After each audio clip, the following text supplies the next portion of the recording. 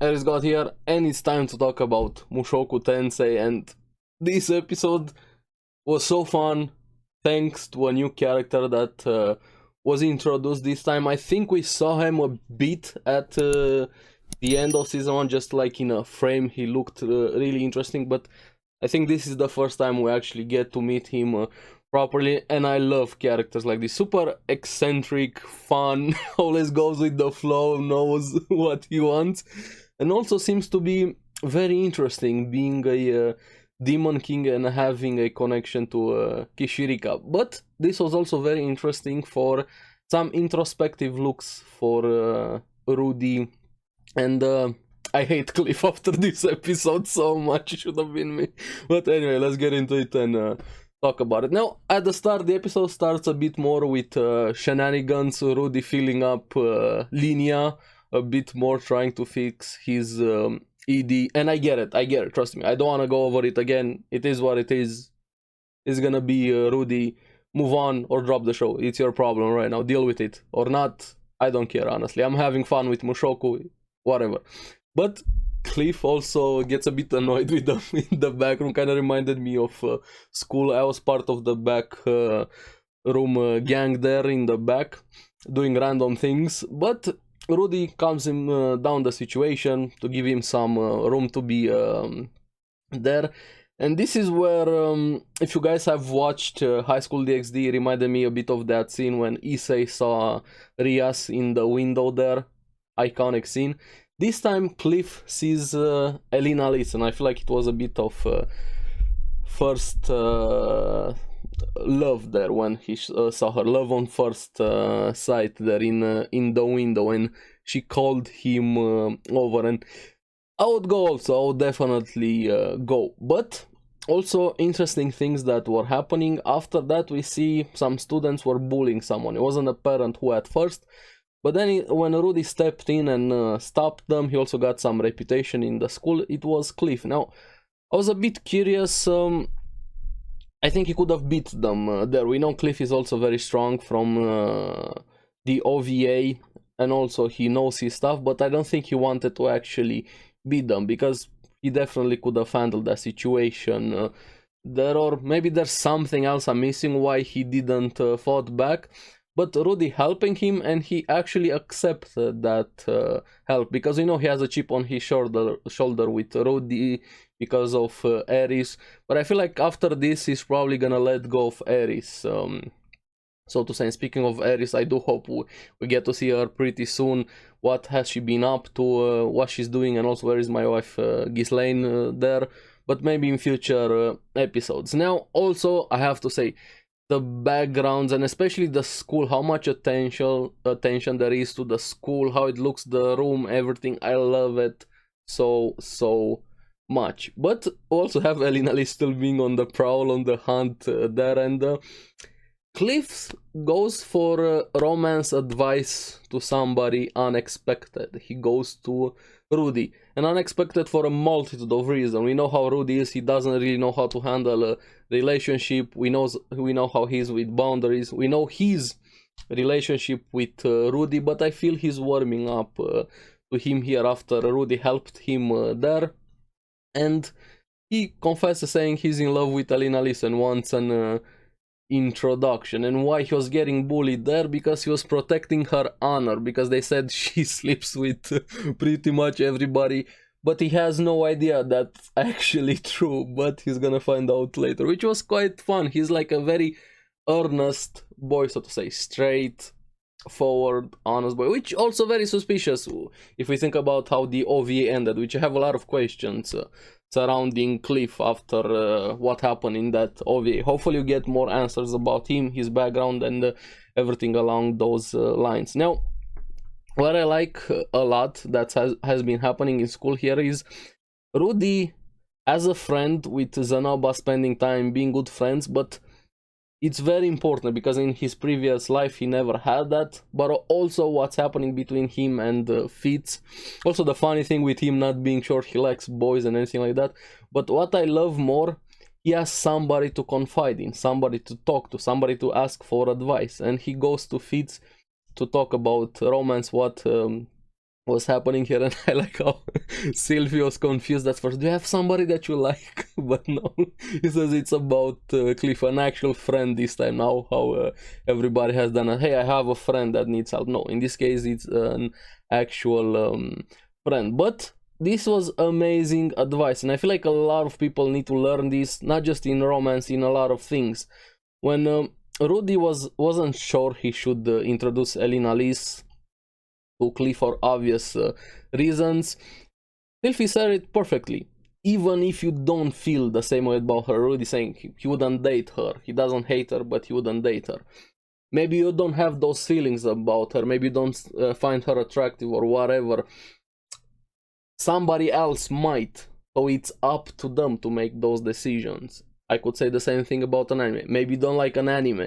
Somebody else does like it. So that's all that it should matter. Your opinion on taste is irrelevant about somebody else's preferences. And I love that advice so much, and I hope more people take it to heart in everything, not just in that scene in general. And this is a very important lesson also for Rudy there. But yeah, now we also have Fitz saying there she has somebody that he likes, and Rudy thinks it's Ariel, the most obvious choice, but I love how oblivious he is every time in that situation. I can't wait to see his reaction when he finds out who exactly Fitz is, but after that conversation he decides to introduce them, thanks to Sylvie's advice, and he brings Cliff to Elena Liz, Cliff being very flustered, and Cliff, even through that, he still went through with it. He actually confesses to Elena Liz, saying he wants a relationship with her, finds her attractive, likes her. But Elena Liz grabs Rudy on the side. Hey, are you pimping him out? How much are you making? No, I'm not. Rudy is there actually just for the introduction. And I hope they expand more on this curse, because she was actually worried about somebody being serious with her. This is why I really think the curse is real, even though they kind of glossed over when Rudy found out about it. I feel like there's a lot more condition. Even she said it here, I can't have only one partner. That's why she goes with multiple, because hey, if she just needed to have sex, maybe just have a relationship and have sex with just one person every day. So I really hope the curse is gonna be expanded. And she takes it upon herself to let him down easily, even tells, hey Rudy, leave the room, give us some privacy. And I'm like, okay, so he's gonna be let down easily. And after this moment I wanna murder Cliff on the spot here. Should have been me, because it cuts off to the next day and they're together. He actually won her over. What did you say, Cliff? Give us your secrets. What did you do in that room? What nobody has been able to do, and you did it. I guess you truly are a genius. But yeah, I don't know what happened, but the dude has some charisma, to say the least. And even Elena was like, I'm gonna try to control the curse at least a bit for him, and he promises to find a cure. Now, I don't know if that's possible. Maybe there's a way to cure it, maybe there's a way to break it, maybe we're gonna find out how exactly this curse came to be. But I really hope it's not gonna be something like Cliff mind controlled her or something along those lines. I hope it's revealed how exactly he managed to do this, but please don't be mind control or something along those lines. Make it be wholesome, actually them caring for each other. If Rudy was dumbfounded, to say the least, myself included. But things along the school were getting a bit more complicated after that. Apparently the Beastman race were fighting duels for who leads the family, and they were in heat also. And Linia and Pursena, they were having a lot of suitors, so to say, so they left everything for their boss to handle it. Rudy, him having no idea what that entailed.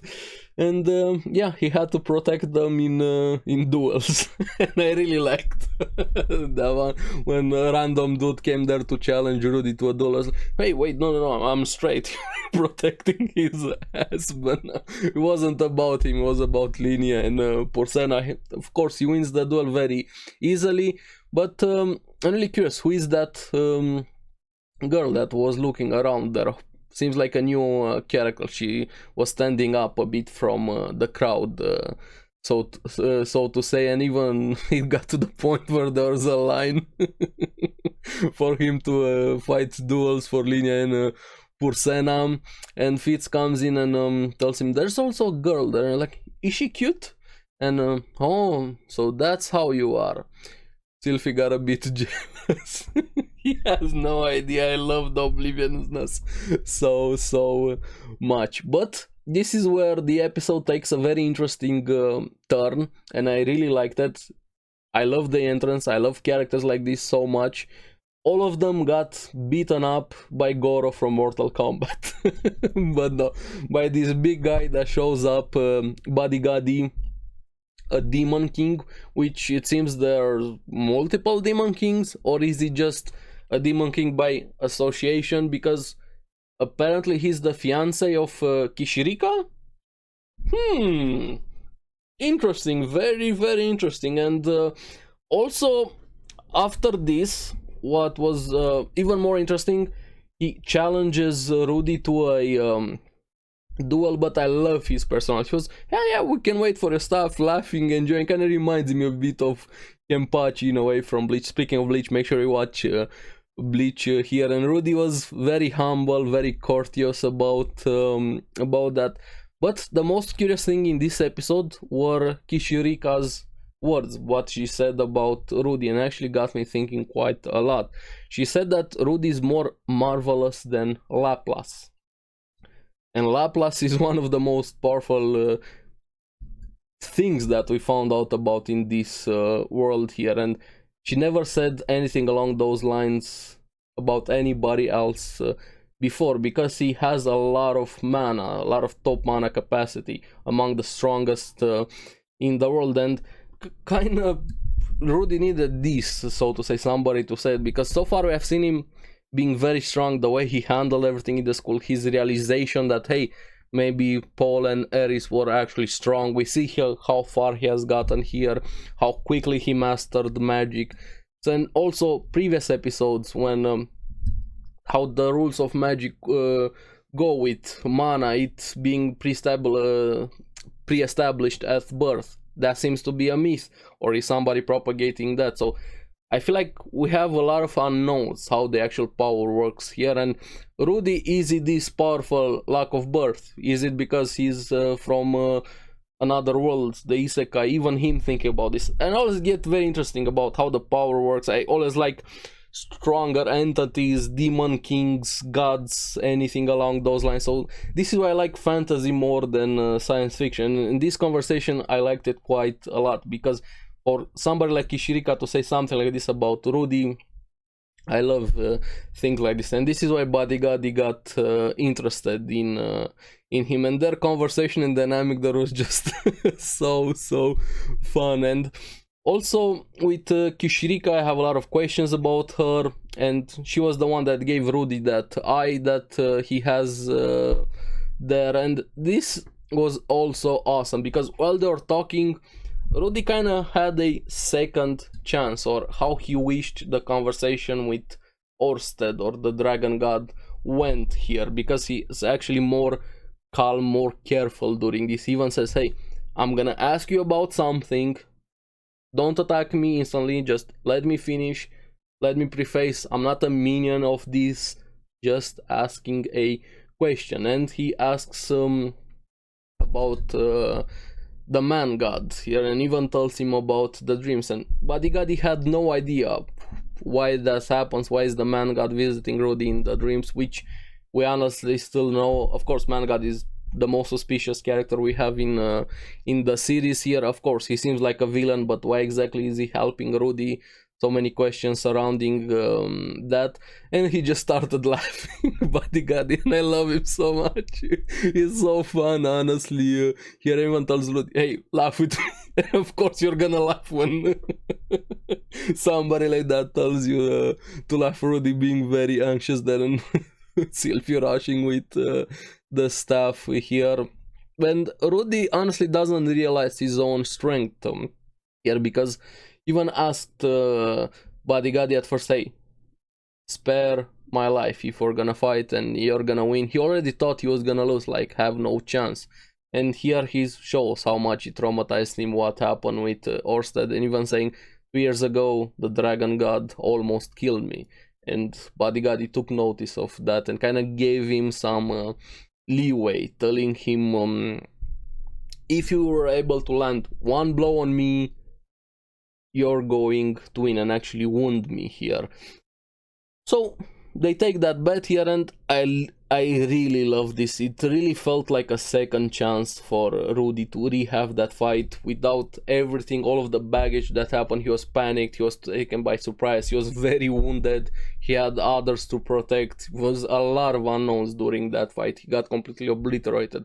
Not to say even if there were perfect conditions, Rudy probably would have lost, but maybe if they had an actual conversation, which I hope we're gonna get to see Orsted again. He's one of the best characters that we have seen in the series, and I have a lot of questions about him. But here, he actually gets the chance to unleash his strongest attack and starts channeling the same Giga drill he has there as fast as he can as strong as he can, and he actually deals a lot of damage. Honestly, he sends Bodyguard flying back instantly. I was like, you see that even he was confused, and I hope Rudy starts realizing how strong he actually is, and this is why I'm happy he's in the school, because he also was stagnating with his magic, and this is probably gonna help him level up even more. And I like that everybody in the background, they were completely shocked there, but also very curious. Bodyguard gets back up, but he was small, like chibi Bodyguard. And he starts putting himself back together even with his arms, and declares Rudy the winner and tells him to celebrate. Lift your arm and celebrate there. And now it's my turn. Knocks him out. Which, yeah, makes sense. Kind of fits his personality from what we've seen so far. Sullen face Rudy, but Pete or Sylvie heals him. But thanks to that, there aren't a lot of people right now challenging him anymore. Even Linia and Pursena being happy, and they thank Rudy, and Pursena offers Linia's boobs as a reward. He goes for it. But kinda looks like Wolverine now, scratch face. Now, the curious thing with the way the episode ended, they thought they're never gonna see Bodyguard, but he just crashes through the roof in a suit, looks like a GIGACHAD, and starts laughing. I love characters like that. I don't know, I'm so happy we're probably gonna see more of him. But it seems like we're finally getting into the main story, so to say, because Bodyguard feels like a very important character. His connection to Kirishika, seemingly being immortal by his own words, seems like a very fun character. A demon king also. So yeah, we're getting into the main plot of the story right now, so to say. And is he gonna stay in school, be a teacher of some sort? I don't know, I kind of got that feeling from him. Maybe he's probably gonna have a lot of things to teach Rudy, but how is everybody else gonna react to have a demon king as a teacher? I don't know, but overall, a really awesome episode. I probably rambled way too long. I love Mushoku, what can I say? I hope you guys love the videos, also hear me ramble here and talk out of my ass. But if you also want more conversation about Mushoku, make sure to check out the podcast, because anime, links in the description. And as always, thank you very much for watching. Remember to like and subscribe, helps me quite a lot. And you guys get the latest videos on the series that I follow, and I love the discussions in the comments every week. I love reading the comments. Make sure you do that also, and keep enjoying Mushoku. I'm gonna see you again in the next one. Bye bye.